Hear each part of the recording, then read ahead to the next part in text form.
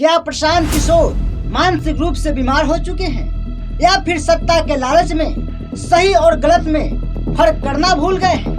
प्रशांत किशोर ने बिहार की राजनीति में परिवारवाद पर गंभीर चिंता व्यक्त किया। उन्होंने कहा कि पिछले 30 वर्षों से बिहार में केवल 1250 परिवारों के लोग हैं जो विधायक और सांसद बने रहते हैं, जबकि राज्य में लगभग 3.5 करोड़ परिवार रहते हैं। इससे स्पष्ट होता है कि राजनीति कुछ गिने चुने परिवारों के इर्द गिर्द ही घूमती रहती है। उन्होंने उदाहरण देते हुए बताया कि वर्तमान उप मुख्यमंत्री सम्राट चौधरी के पिता शकुनी चौधरी विभिन्न सरकारों में मंत्री रहे हैं, चाहे वो कांग्रेस की सरकार हो, लालू प्रसाद यादव जी की सरकार हो, नीतीश कुमार जी की सरकार हो या मांझी जी की सरकार हो। इससे यह स्पष्ट होता है कि सत्ता में वही परिवार बार बार आते रहे हैं, चाहे सरकार किसी भी पार्टी की क्यों न हो। प्रशांत किशोर का मानना है कि यह स्थिति लोकतंत्र के लिए हानिकारक है, क्योंकि इससे आम जनता की भागीदारी सीमित हो जाती है। उनकी पार्टी जन स्वराज का उद्देश्य है कि राजनीति में नए और योग्य लोगों को अवसर मिले, जो कि बहुत बढ़िया सोच है प्रशांत किशोर का। लेकिन यह सिर्फ एक सोच है, इसके पीछे की हकीकत मैं अब आपको बताता हूँ। परिवारवाद का विरोध करने वाले प्रशांत किशोर ने तिरहुत एमएलसी के चुनाव में डॉक्टर विनायक गौतम को जन स्वराज का कैंडिडेट बनाया और खूब दिल खोल कर पैसा बांटा गया ताकि डॉक्टर विनायक गौतम को एमएलसी बनाया जा सके।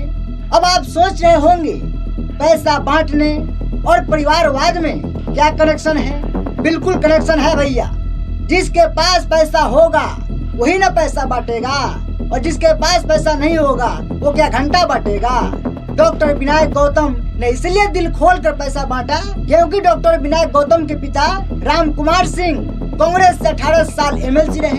दूसरा नाम है उदय सिंह। इन्हीं के पटना शेखपुरा हाउस में प्रशांत किशोर रहते हैं। उदय सिंह को जन स्वराज का राष्ट्रीय अध्यक्ष बनाया गया है। उदय सिंह की पढ़ाई सिर्फ 12वीं तक है, जबकि उनके पिता ब्रिटिश भारत में आईसीएस अधिकारी रहे हैं। भाई भारत सरकार के वित्त आयोग के अध्यक्ष रह चुके हैं। बहन और भाई आईएएस अधिकारी रहे हैं। खुद माँ, बहन और भाई सभी सांसद रह चुके हैं। बहन के ससुर बिहार के मुख्यमंत्री रहे।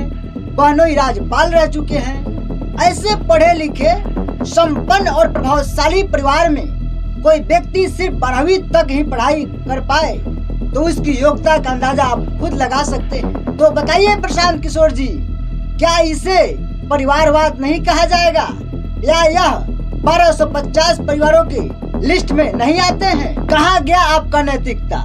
कहाँ गया आपका सिद्धांत? कहाँ है आपका सही लोग, सही सोच और सामूहिक प्रयास? प्रशांत किशोर जी, आप तो कहते हैं परिवारवाद लोकतंत्र के लिए खतरा है, फिर आप नए लोगों को अवसर क्यों नहीं दिए?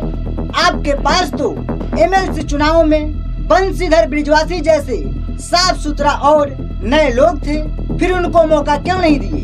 सिर्फ इसलिए कि बंशीधर ब्रिजवासी के पास पैसे नहीं थे, उनके बाप दादा परदादा कोई नेता नहीं था। अगर ऐसा नहीं था तो फिर क्या था? खैर, प्रशांत किशोर इसका जवाब नहीं देंगे, क्योंकि इन्हीं के जैसे लोग बिहार को लूटते आए हैं और अब अपना मुंह लेकर के प्रशांत किशोर बिहार में घूम रहे हैं। मैं बिहार के जनता से पूछना चाहता हूँ, क्या ऐसे दोहरे चरित्र वाले लोग बिहार का विकास कर पाएंगे? आपको क्या लगता है? कमेंट करके जरूर बताइएगा। तब तक के लिए विदा लेते हैं। नमस्कार।